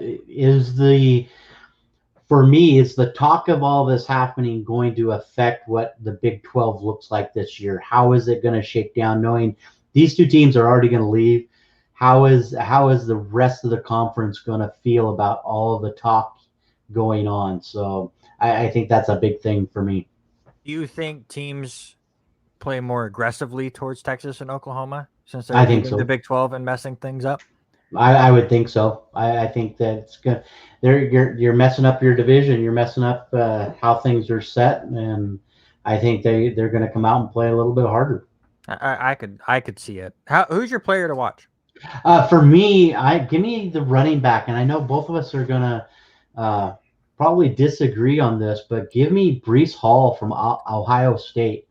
I really like this kid. He was the 2020 Offensive Player of the Year in 12 games, and he had 1,572 yards, 21 touchdowns. He averaged 5.6 yards a carry. I think he holds and really really takes care of business and holds Ohio State on his shoulders and pushes that team through here in the Big 12. Give me sophomore Bijan Robinson, running back out of Texas, from my player to watch. Just go look at his last 2 games last season, both at Kansas State and then against Colorado in the Alamo Bowl. In those 2 games alone, he only carried the ball 19 times. Okay? 19 carries in 2 games for 355 yards and 4 touchdowns. He averaged about 18 and a half yards a carry in those 2 games. Obviously, a short season for Texas. He ends up with 703 on the year. If Texas is going to try to make a push, which I don't really see happening, I know they're ranked 21st right now in the preseason poll. It's going to be on his back, and it's going to be exciting to see. And he can be seen on your must-see game. My must-see game, it's got to be Texas and Oklahoma, and it's another early games, but it falls on a Thursday night. I had to think about it for a minute. Thursday night game, Texas versus Oklahoma. I think it is going to be a tone setter for the Big 12. Trying to look that up because I think you might have the wrong date. But Did I give me your. I'm looking it up real quick. Give me your conference championship. Here in my conference championship, I'm all about Mr. Hall. I really like what Brees does. Give me Ohio State with the upset over Oklahoma and the Sooners. I just like what Ohio State did towards the end of their season last year. That ball club is looking so much better. I love what this kid could do. That's my championship game. I'm pulling for an upset there. And it's October 9th is the Texas-Oklahoma game. I knew it was not that early because they always do it around the big fair in that case. And I didn't say my must-see game, but it's also my championship game in the Big 12 later on. But Iowa State and Oklahoma play November 20th, and I think they will play again in the Big 12 championship game, just as you said. But I'm going to flip it. I again, kind of rooting for what you're going for as far as getting new blood into these playoffs, but I will take Oklahoma over Iowa State. Now let's, I guess, get to the old SEC. My big top storyline, it has now been a few years since we had 2 SEC teams make the playoffs. It seems to happen from time to time. Last time was in 2017. But will 2 SEC teams make the playoffs? Right now, you've got Alabama ranked 1st, Georgia is 5th, Texas A&M is 6th, Florida is 13th. Do we get 2 in the playoffs? I think there's a strong possibility. I mean, just that conference is just so built. And you ask any college player or any high school player, where do they want to play? They want to play for a powerhouse, and I think that's you ask any school what conference they want to play in anymore, and they want to be SEC. Because that's where everybody wants to go. It's a football conference. That's all they want to do down there, play football. So I think that's going to be a huge thing. My question and my storyline might be looking future wise. This guy has done everything. When do you think Nick Saban finally gets tired of coaching? When does he retire? I mean, he keeps winning. He has to be the best, probably the best coach to ever coach in college football history ever. Mm-hmm. When wouldn't you want to go out on top? You want a championship. Maybe it's time to step away. I mean, I can't remember how old he is. I mean, he's got to be mid 60s, I think, if I remember right, his age. But 69 years old. Well, end of his 60s. So when does he finally say enough's enough and time to move on? When he gets tired of it. It's like Coach K. I think he's a lifer. He loves this stuff. He loves college football, which is why when he went up to the pros, it just didn't work out. I think he's just there. He's going to be in Alabama until he just can't do it anymore. He's going to be Joe Pa of Alabama. Yeah. Hopefully they don't get the crazy scandals that make him leave like Joe Pa did, but I Well, could see him coaching till he's 80 at this yeah, I point. was to say he moves around the field like he's still a young guy. I mean, he's involved with everything. He's got great stamina of watching him go out there and coach the teams, and so it'll be interesting to see. I think but he needs to go out on his own terms. I'd like to see him go out as on top and not, having a bad team. But Well, I the don't way think Alabama's ever going to have a bad team. the way things are going, it could be a long time. My player to watch will be not as much that I think he's going to have a fantastic season. But if the Florida Gators want to have a good season, they need Emory Jones to really step it up. Sophomore quarterback for the Gators. Not a lot of action in his college career, but a lot of people think Florida could make a bit of a run in the SEC to make it to that championship game against Alabama, and it's going to have to be Emory Jones that gets them there. So that's the player I'm going to be looking at. The other, I'm going to go with my first quarterback, and I'm going to go with the quarterback from Ole Miss, and that is Matt Corral. Matt had is listed as a sophomore, so I believe his 2018 he was a redshirt freshman, but he might be part of that whole.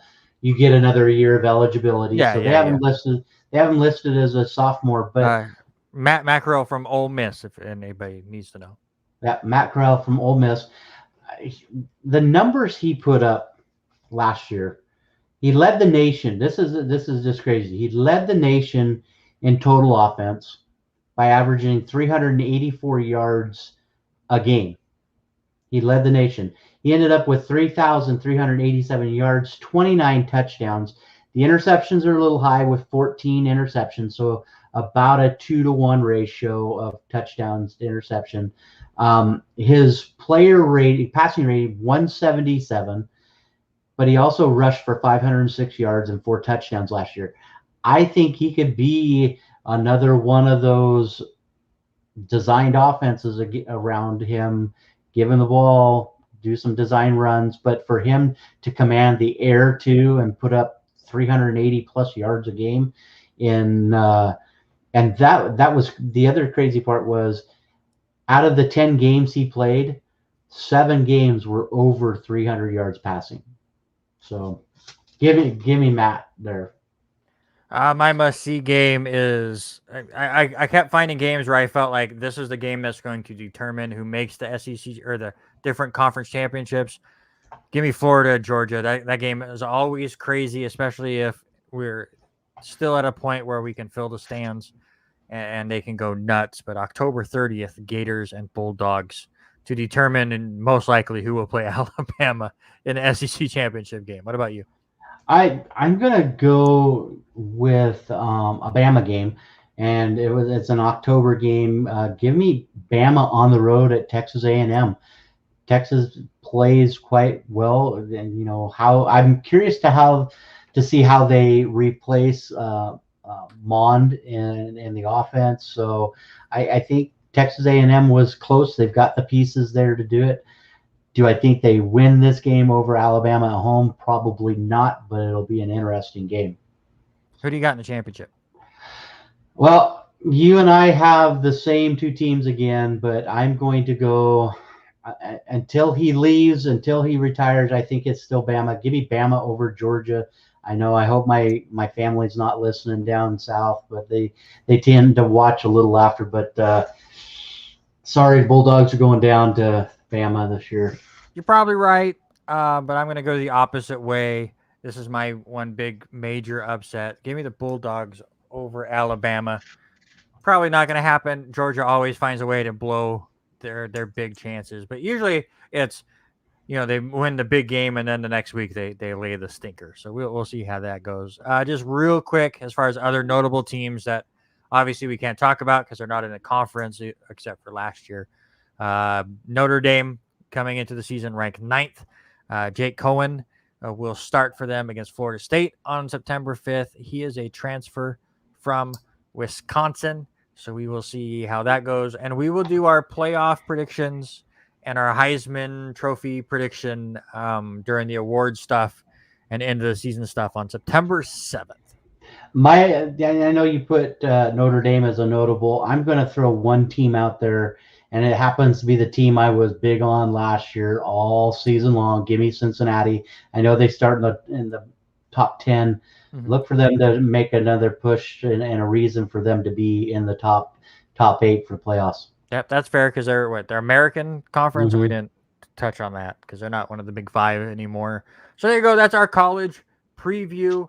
Let us know what you think, who you think is going to make the playoffs, and we will get all into that here in a couple weeks. Next week will be the NFC preview. We will go through all 4 divisions, pick our division orders, who will win the division. We won't do full playoffs. We won't give you wild card teams just yet because we will do that come September 7th. But obviously, when we give you our order, you'll kind of figure out who wins the division and go through all of that as well. But right now, let's get into some preseason football. I don't want to spend too much time on this because it is preseason. But I have to say, I can't remember a time where every quarterback making their debut kind of shined. Mm-hmm. All in their different way. All 5 of the first round quarterbacks had a good first day.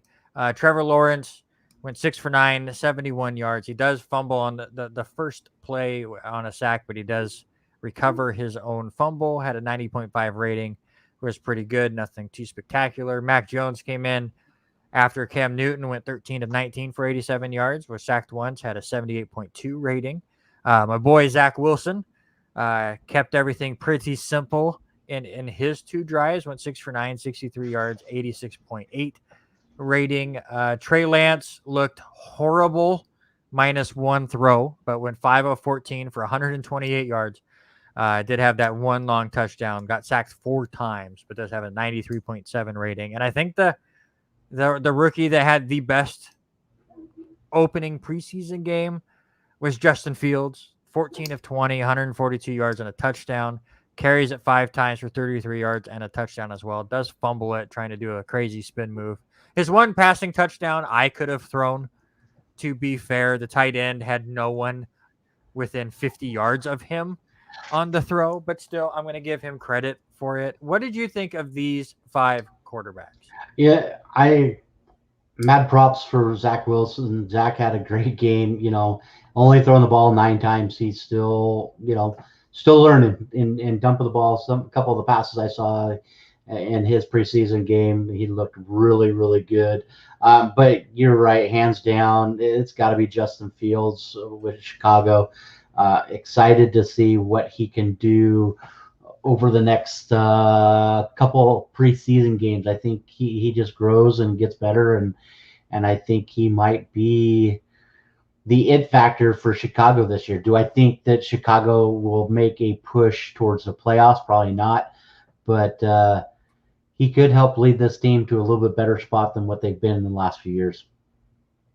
How much do you take from preseason as a fan? People take different things from the preseason. It's always interesting to see people's takes.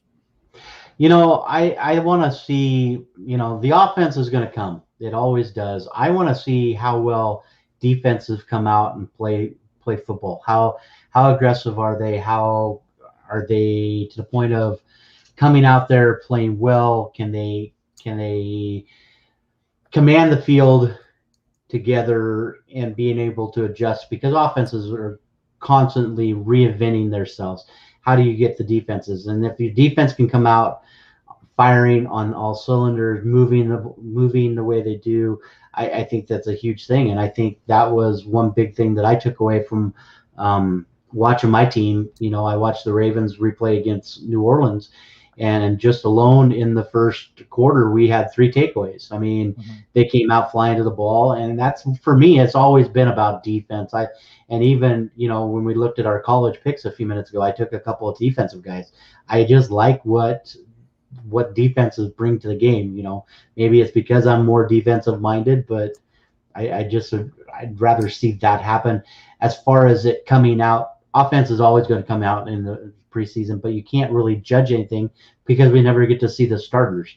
I mean, we rarely get to see any of those starters there. So the chemistry has to come at camp, And in a preseason game, you don't see the first guy is playing with all the first. You don't see that. You see the intermixing of twos and threes playing together right for a product. So yeah, for me, especially as a Jets fan, where it seems like we're rebuilding every year, I want to see how the rookies do. As far as Zach Wilson went this first week, I just wanted to see his poise. I know one of his big knocks coming into the draft was he's a little bit he can't follow the script. All of his big plays that you show in the highlights were plays that kind of did not go by design, and he rolled out and threw it downfield. And in the NFL, you can't do that as much. You got to be able to stand in the pocket, go through your reads on like a 3rd and 6. And I like that he was able to do that here in this game. Obviously, the Giants weren't starting most of their starters on defense, as you were saying. We're not going to get top-notch competition in preseason. So wins and losses don't mean anything. Stats really don't mean anything.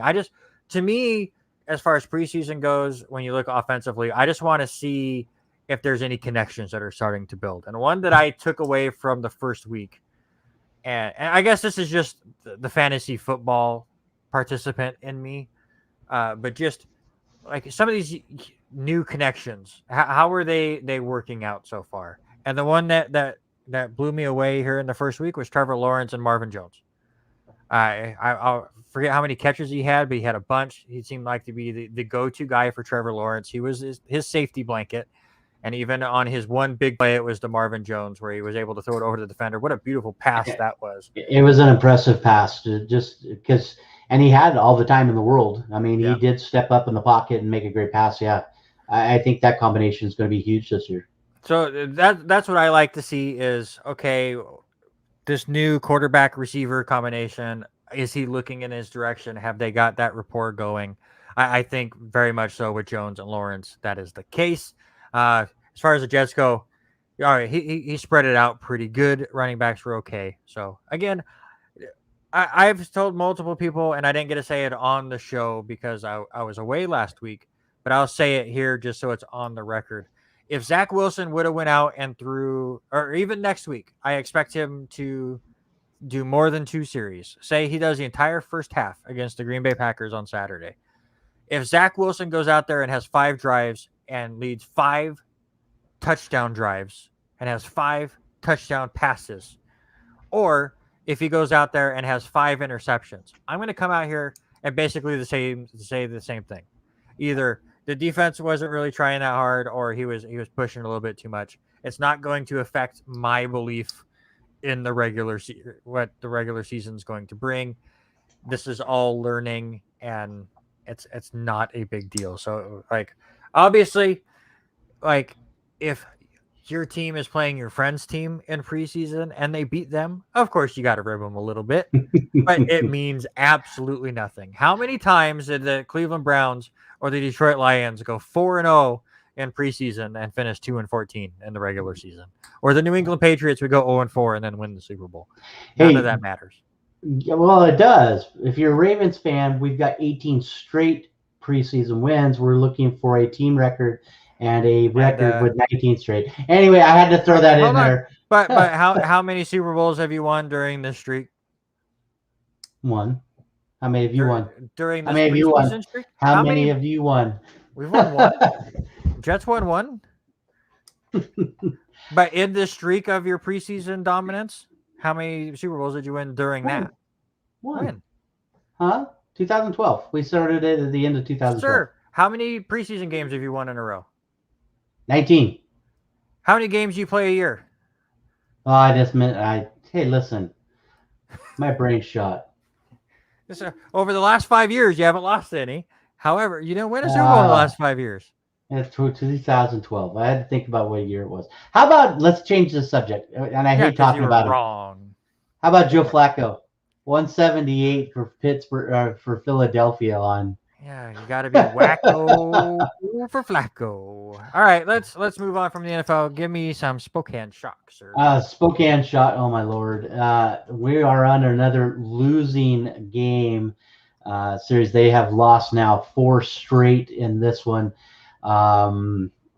not going to get into much detail. They do still qualify for playoffs, even with the loss. Those teams will be seeded after this week's worth of games. They are idle this week. And so the IFL will take all the teams, they'll seed them and put them in the bracket starting next week, and then we'll go from there to see. But Spokane will probably be on the road, especially with losing this last game. So it will be interesting to see. All right, let's get into Aussie rules football and the sports that just do not get enough airtime.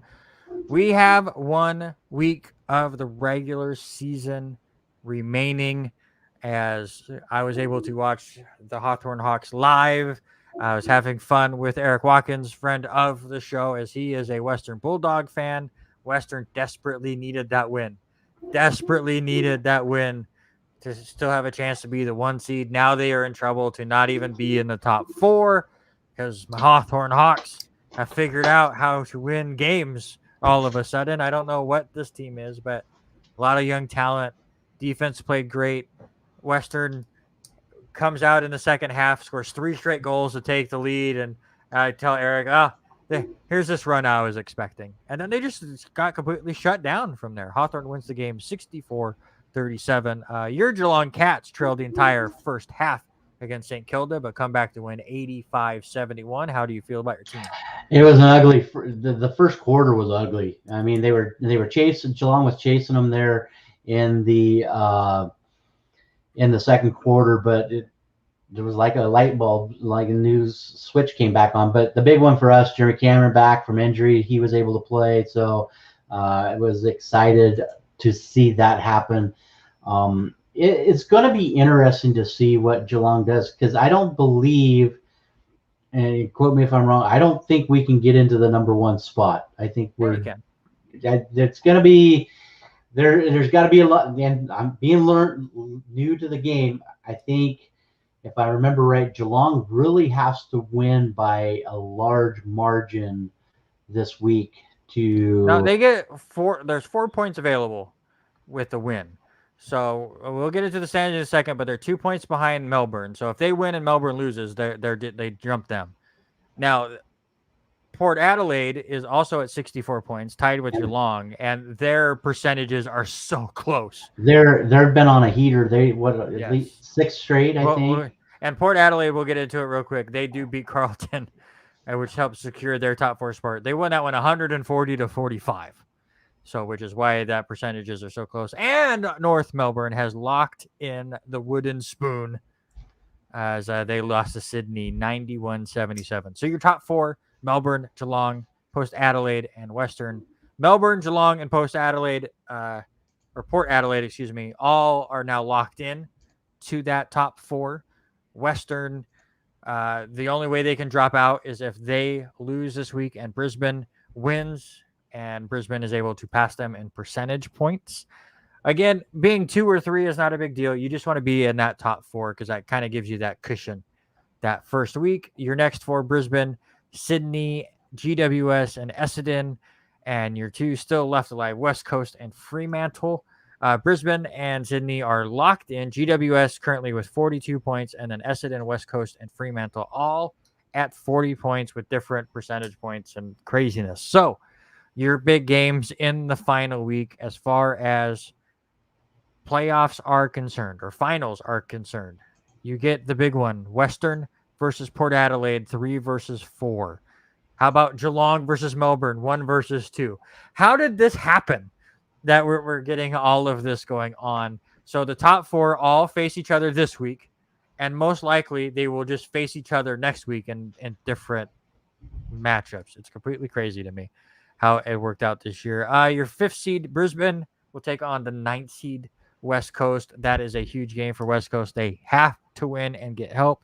The 6th seed, Sydney, will take on Gold Coast. They're just trying to improve their seeding. They can't get to the top 4.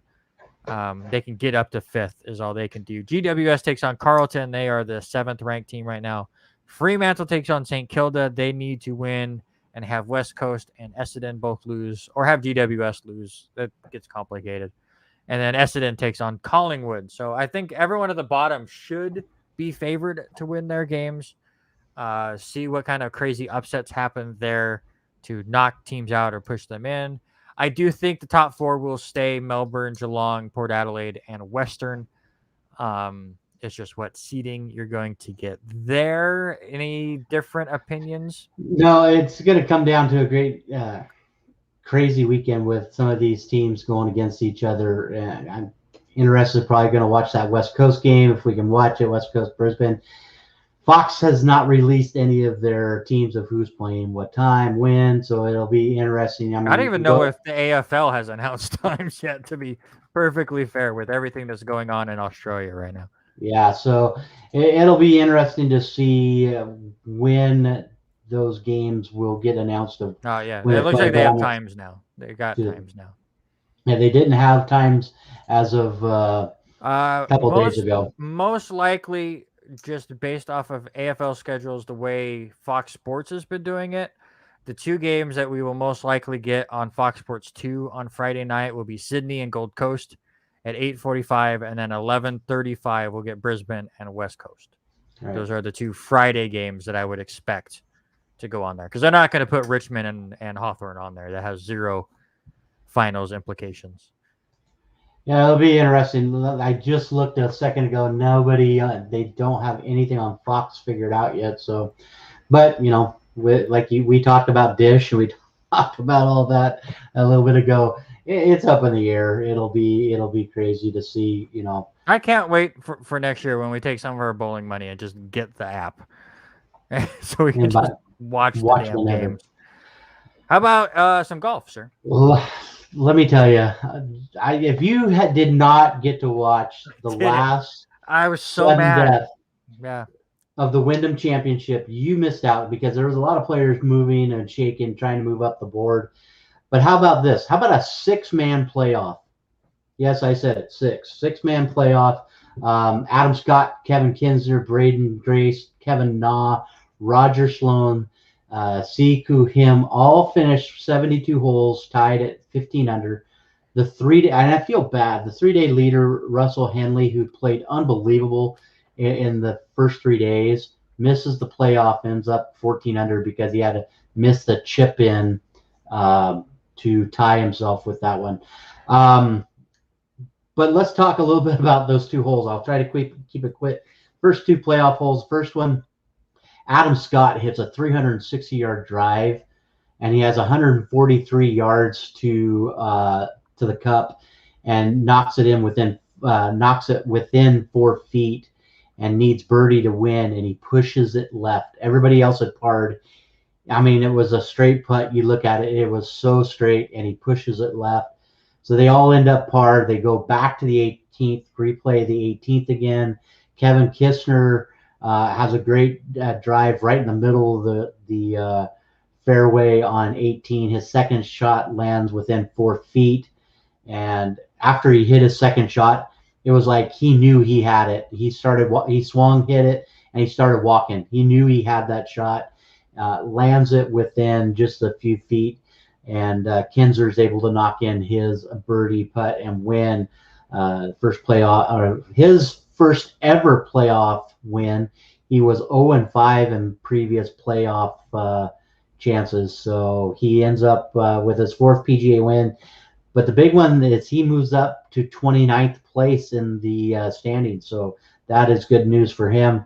The other big news from that tournament was Chesson Hadley. I don't know if you've watched his game. He is a young player. He is really good. Hits his first ever hole-in-one of all time. Even playing in high school, playing in college, hits his first hole-in-one on hole 16 on Sunday. He finishes the tournament tied for 15th at 12 under. So right now, your FedEx Point Cup leaders, you've got Colin Morikawa, Jordan Spieth, and Cantlay, top 3. English, Rahm, Answer, DeChambeau, Oosthuizen, Thomas, and Sam Burns rounding out the top 10. And our local boy, he's still in it. He is sitting right now 77th. He dropped 1 position. He did not make the cut this weekend, and so he falls from 76th to 77th. But he does get to play this weekend as they get ready to start all the tournament play for the PGA. Yeah, and that will be the Northern Trust in New Jersey. It looks like Joel Damon will tee off 6 a.m. local time. I believe he's playing with Ian Poulter and Adam Long, but they have the whole starting at the first tee and the 10th tee, and the other guys starting at 9 are Harry Higgs, Adam Scott, and Wyndham Clark. So it could be a weird mix. Yeah, he needs there. to. Yeah, and Tony Barden commented on our post earlier. We talked a little bit about that. We follow Joel. Joel is a great golfer from our area. He needs to have a good weekend. He's got to be. I think he's got to be in the top 30 if he wants to move on to the next week. He needs to be in the top 30 because he's got to be in the top 70 to move on to the next tournament after this one. So he's got to make a push this weekend. Yeah, we'll keep an eye out on that. On the PBA front, Darren Tang, Vitamin D Tang, for anybody that watches any of the house stuff on YouTube, wins his first PBA Tour title when he defeated Kyle Troop 254 to 174 in the championship match of the PBA bowlerstore.com Classic. I watched a lot of different the house videos and Brad and Kyle, and Darren Tang even has his own YouTube channel now. So I was watching some of that stuff. Also puts him in the lead for the PBA Summer Tour, which has its final stop this weekend in the PBA Chesapeake Open at the AMF Western Branch Lanes in Chesapeake, Virginia. Qualifying's on Saturday, and then the cash rounds are on Sunday. Look at NASCAR real quick, and what a ridiculous ending to that race. I almost put it as my top story. I wanted to go on a rant so bad. Stupid. It was all just the decisions made at the end of this race were all stupid. So AJ Allmendinger wins his first ever race, which congratulations to AJ Allmendinger. He still is not going to make the playoffs because he doesn't have enough points. But late in this race, there's like 8 laps to go or something crazy like this. The curb just randomly comes up in one of these turns. It just shoots up and collects 12 cars. Like they think there's oil on the track because everyone just starts spinning. No, they're trying to cut this corner, and they've broken the corner, and now they all get sent everywhere. I don't put any blame on anybody other than maybe some NASCAR drivers for stop trying to cut the Allmendinger. For trying to cut the corner and breaking the racetrack. That's fine. But what does NASCAR decide to do? Let's just take the entire curb out, but let's leave the bump that we put behind the curb for anybody that wants to try to cut this corner. We'll just leave that there with no protection. It's just a ramp for NASCAR cars to go over. So, of course, the green flag drops. They get to that corner. They're still trying to go too wide in corners that they should not have 2 cars in. Car hits that ramp, gets shot into the air, lands basically on another car, sets up another chain reaction, has another big wreck. So now we get another red flag. The last 10 laps took like an hour and a half. Yeah. Corner 5 and 6 has always been that way there in Indianapolis. So it's well, this is the first time that NASCAR cars have driven on this. But even watching 5 and 6 with the Indy cars when they do their road series there, you see the same thing. I mean, 5 and 6 is known for cutting that corner, and that's the way you play that corner. Speaking of, it was really cool to see Indy cars and NASCARs on the same track on the same weekend. I think that was pretty cool. Yeah. So then you get that final restart. Chase Briscoe gets pushed into the grass in the first corner because Hamlin kind of got pushed from behind and took up the entire track space. So Briscoe just drives through the grass and takes a shortcut. Kind of falls back behind Denny Hamlin. I'm with Jeff Gordon. He should not have been penalized. He gave the position back. There was absolutely nowhere he was supposed to. Where was he supposed to go in this? If you have not seen it, there's no road left. So he took evasive maneuvers, gave the spot back. They then penalized Briscoe. He needs to do a stop and go penalty. And instead of doing a stop and go penalty, he just dumps Denny Hamlin. So all of a sudden, the leader of the race is wrecked. The guy that is now the front car on the track is penalized, so he has nothing to do with it. So AJ Allmendinger now, who was in third, is now the leader of the race. He goes on to win the race. They shouldn't have penalized Chase Briscoe at the time. The moment he dumped Hamlin, they should have penalized him way more than they did. Or it was a joke finish. It was a complete joke finish, and it just absolutely drives me nuts, and it's disappointing. But you get the Firekeepers Casino 400 at Michigan next week. You have 2 races left before the playoffs, of course, because it's NASCAR and it's entertainment over racing. You have Daytona as the final race to figure out who makes the playoffs. What a joke that is.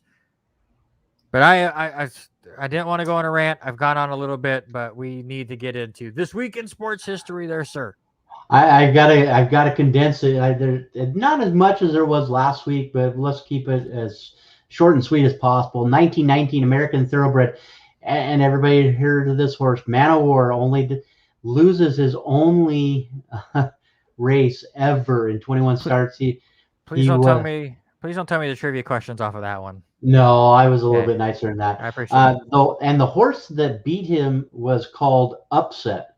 So Upset beats Man o' War at the Sanford Memorial Stakes in Saratoga in 1919. In 1926, the Cleveland Indians future Hall of Famer Tris Speaker hits his seventh double, finishes his career with 792 doubles, which is still first all time in Major League Baseball.